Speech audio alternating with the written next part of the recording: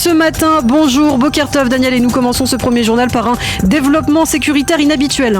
Oui, effectivement, une roquette a été tirée hier en fin de soirée à partir du Liban en direction du territoire israélien. La roquette s'est abattue près du kibboutz Matsouba en Galilée occidentale.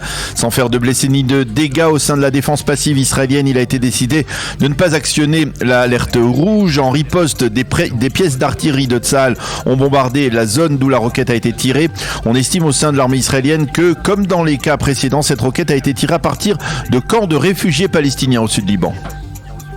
Et ceci étant, le poste d'Erez à l'entrée de la bande de Gaza restera aujourd'hui encore fermé aux ouvriers gazaouis qui voudraient travailler en Israël. Israël a en effet décidé de poursuivre sa politique de sanctions économiques envers les Gazaouis, et ce dans l'espoir de persuader le Hamas de cesser les tirs de roquettes à partir de la bande de Gaza. La décision de prolonger cette fermeture de 24 heures a été prise hier soir à l'issue de consultations sécuritaires conduites par le ministre de la Défense Benny Gantz.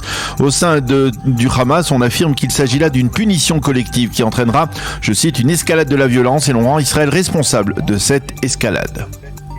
Et face à la tension sécuritaire sur le mont du Temple, les dirigeants jordaniens, émiratis et égyptiens se sont réunis hier au Caire. Le roi Abdallah de Jordanie et le prince héritier Mohammed Ibn Zayed se sont rendus hier au Caire pour un sommet avec le président assissi, un sommet qui n'était pas prévu au programme et qui a donc été provoqué entre autres par la poursuite des tensions sur le mont du Temple. Les trois leaders ont exprimé à cette occasion leur désir de déployer les efforts nécessaires pour rétablir le calme à Jérusalem et, je cite, pour empêcher toute escalade et tous les obstacles à l'accès de fidèles musulmans sur l'esplanade des mosquées. Fin de citation.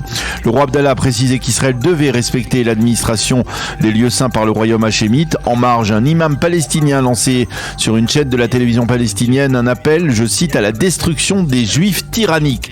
Accorde-nous la victoire sur les infidèles, a encore clamé cet imam dans une vidéo rendue publique par l'ONG palestinienne Media Watch, qui s'est spécialisée dans le suivi des propos de responsables religieux et politiques palestiniens.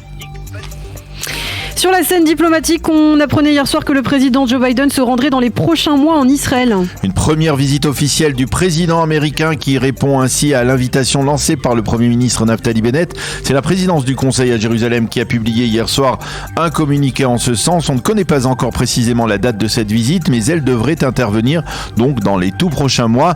La confirmation est intervenue dans le cadre d'une conversation téléphonique entre Naftali Bennett et le président Biden. Hier, au cours de cette conversation, le Premier ministre israélien a voulu exprimer à son interlocuteur tous les efforts entrepris par Israël pour mettre fin à l'escalade de la violence à Jérusalem. Bennett a également émis l'espoir que les États-Unis ne retireront pas de leur liste noire les gardiens de la révolution iranienne.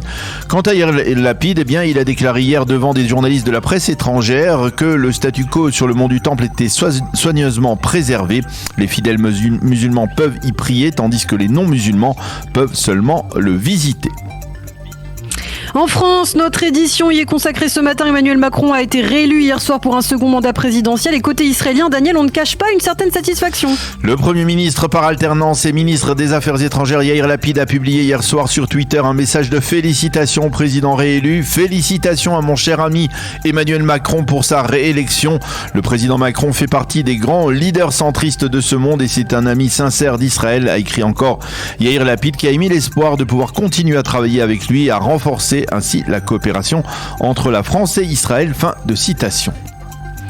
Et puis enfin, des nouvelles de l'espace. L'astronaute israélien Ethan Stipe devrait rentrer aujourd'hui sur Terre. Après une mission de plus de 2 semaines dans l'espace, l'astronaute israélien et ses coéquipiers ont quitté durant la nuit la station spatiale internationale. Ils font route actuellement vers la Terre dans une capsule qui devrait atterrir vers midi. Le séjour d'Ethan Stipe devait durer 8 jours. Il a été prolongé à plusieurs reprises en raison de mauvaises conditions météorologiques.